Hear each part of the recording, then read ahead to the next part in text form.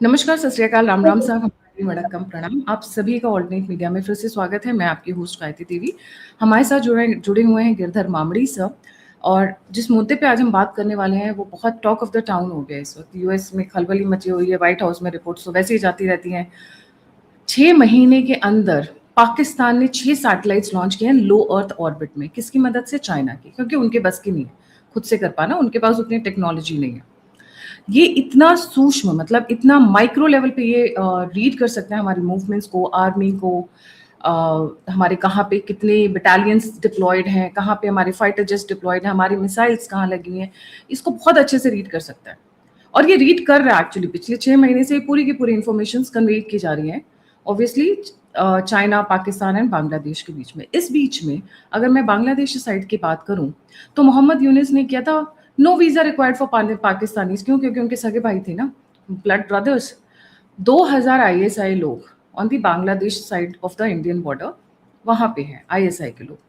Malaysia में Pakistan and Bangladesh के training centres, जिहादी ट्रेनिंग सेंटर्स चल रहे हैं। और इस पूरे बीच में सिप्री की एक रिपोर्ट आती है कि भारत ने 12 न्यूक्लियर मिसाइल्स, न्यूक्लियर वॉरहेड्स को रेडी टू यूज फॉर्मेट में डिप्लॉय कर रखा है। यस, आईब्रोज उठना काफ़ी जायज़ है। भारत ने हमेशा no first use policy follow की है। हमारी पॉलिसी रही है डिफेंसिव ऑफेंस, मतलब हम तभी करेंगे जब आप हमारे को थप्पड़ मारोगे। पर ये पॉलिसी में एक शिफ्ट होता हुआ नजर आ रहा है, ऑफेंस की तरफ हम जा रहे हैं, एग्रेशन की तरफ जा रहे हैं। Officially no first use policy change नहीं हुई है, बट यस, अगर आप अजीत दोवल जी के बयान को देखें, मोदी जी के बयान को देखें, तो आपको ये पता है कि वो इस वक्त भारत को प्रोटेक्ट करने के लिए नो फर्स्ट यूज को फाड़ के कूड़ेदान में डालने के लिए रेडी बैठे हुए हैं। Because Bharat comes first than any paper policy, I would put it that way. Sir, a very warm welcome on the show. ये जो सिप्री की रिपोर्ट आई है उससे कल शाम से हड़कंप मचा हुआ कई सर्कल्स में। Over to you. Gayatri ji नमस्ते। आपको, आपके दर्शकों सबको मेरा प्रणाम, नमस्कार, जय श्री राम, हर हर महादेव और जय श्री कृष्ण। देखिए, सिप्री पहला जो रिपोर्ट जिसकी जिक्र आप कर रही हो, सिप्री का फुल फॉर्म है Stockholm International Peace Research Institute है। तो वो उनका रिपोर्ट हर साल आता है और बीच बीच में भी कोई नया डेवलपमेंट्स होगा तो वो रिपोर्ट देते हैं।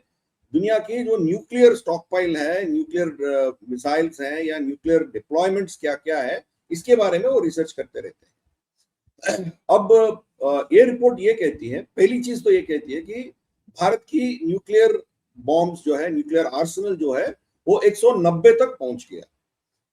पिछले साल 180 के करीब थे, अभी 190 तक पहुंच गया। और पाकिस्तान का जो स्टॉक पाइल है 170 के बीच में, 170 175 जो था, वो वैसे की वैसे ही है। मतलब पिछले साल वो कोई इजाफा नहीं कर पाया क्योंकि उनकी बहुत इकोनॉमिक डिजास्टर हो गया उधर, उनके पास पैसे नहीं है। और जो पैसे आईएमएफ से इधर उधर से वो भीख मांग के लेके आ रहे हैं, वो उनके जर्नल का जो तनख्वाह है उसी में निकल जा रहा है, बाकी उनके पास पैसे नहीं है। दूसरा, ये रिपोर्ट एक और चीज कहती है कि भारत का 12 न्यूक्लियर हेड्स तैनात है, डिप्लॉयड है, मतलब मारने के लिए रेडी बैठी है। तो नॉर्मली हमारी स्टैंडर्ड हमारी पॉलिसी था, या अभी भी है पॉलिसी, कि लैंड बेस्ड आपकी जो साइलोस, आप अग्नि 5 और जो भी आप बैलिस्टिक मिसाइल मारना चाहते हो, वो रॉकेट और उनमें जो उसके अंदर जो रखने वाली जो न्यूक्लियर बॉम्ब होता है ना, ये दोनों अनुसंधान नहीं होता है, दे आर नॉट कपल्ड। इन दोनों को मिक्स करके नहीं रखा जाता है, ये अलग रहता है, ये अलग रहता है। जब वहां सुपीरियर कमांड से इनको इंस्ट्रक्शन मिलता है कि आप तैयार रखो, तब इनको वो जोड़ते हैं। उसको समय लगेगा, वो अलग अलग जगह पे उसको स्टोर करके रखा जाता है और उसको मेल फीमेल कपलिंग होती है, फिर उसका कोऑर्डिनेट्स होते हैं उसका, और उसमें भी अग्नि 1 इस्तेमाल करना है, 2 3 5 कौन सा इस्तेमाल करना है, ये डिसीजन भी है। तो ये सब मारने के जो डिसीजन होते हैं उसी समय इसको कपल करते हैं। ये हमारी स्टैंडर्ड ऑपरेटिंग प्रोसीजर थी। मगर ये लैंड बेस्ड तो आप कर सकते हो, दोनों अलग अलग जगह आप स्टोर कर सकते हो, और समुद्र के नीचे क्या करोगे? जब पनडुब्बियां नीचे समुद्र के अंदर जा रहा है तो उसमें तो आप अलग अलग जगह नहीं रख सकते हो, वहां जगह बहुत कम होता है अंदर, पनडुब्बी के अंदर तो बहुत कम होता है, वहां इंसान भी रहना है, फिर वहां आपके खाने की चीज और दवाइयां, पानी, जो भी है वो सब अंदर रखना पड़ेगा। फिर फ्यूल होगा तो फ्यूल भी रखना पड़ेगा। मोस्टली एसएसबीएन तो न्यूक्लियर फ्यूल है, कोई रखने की जरूरत नहीं है, मगर कुछ कुछ और चीज आपको रखना हो तो ये सब रखना पड़ेगा आपको। फिर आप न्यूक्लियर मटेरियल अलग और मिसाइल अलग वो रख नहीं सकते हो पनडुब्बी के अंदर। वो कपल्ड ही रहते हैं, मतलब रेडी टू फायर।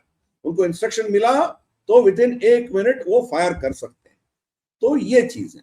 तो भारत में अभी 4 न्यूक्लियर पावर्ड और न्यूक्लियर बैलिस्टिक मिसाइल मारने वाली क्षमता रखने वाली 4 पनडुब्बियां, उसमें 3 ऑलरेडी कमीशन हो गया और डिप्लॉयड समुद्र के नीचे वो गश्ती चल रहा है उसका। चौथा अभी टेस्टिंग चल रहा है। ये 4 का नाम है आईएनएस अरिहंत पहला वाला, फिर अरिघात, अरिदमन, ये तीनों डिप्लॉयड है। अरिसूदन चौथा अभी कमीशनिंग हो रहा है।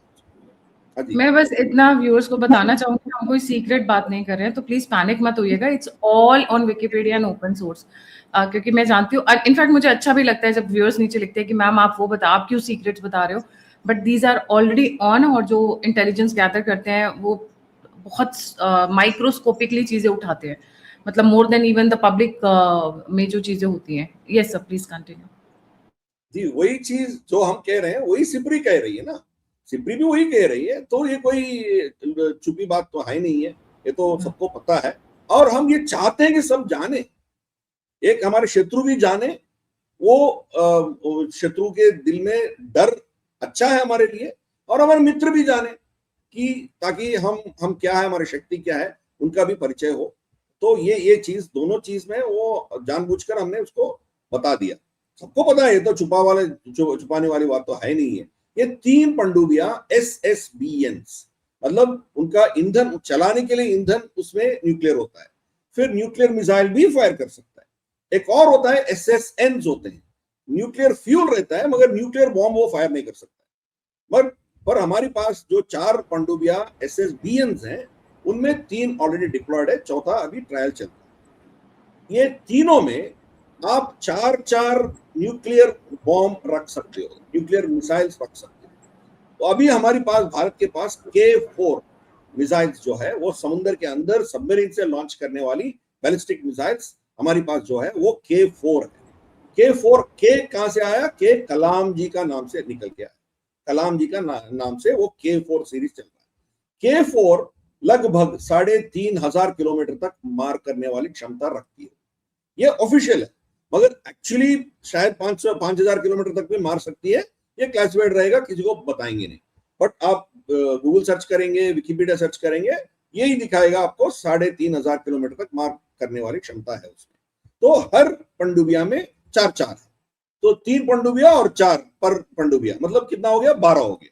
सिपरी रिपोर्ट वही कह रही, मगर जो चौथा अभी ट्रायल चल रहा है उसका कैपेसिटी डबल है, मतलब इनमें हर एक पनडुब्बिया में 4 होगा। तो आईएनएस अरिसूदन जो ट्रायल चल रहा है उसमें 8 रख सकते हो। इस साल आने वाले 5-6 महीने के अंदर अंदर वो उसका भी कमीशन हो जाएगा, मतलब 8 और इजाफा हो जाएगा। 20 हमारी जो न्यूक्लियर मिसाइल्स हैं वो मार करने के लिए, फायर करने के लिए तैयार बैठे हैं, ये हमें समझनी चाहिए। तो पंगा मत लेना भारत। बिल्कुल बिल्कुल। और हमारी जो पॉलिसी है, नो फर्स्ट यूज पॉलिसी, उसमें कोई बदलाव नहीं लाया हमने, वही वैसे की वैसे ही है।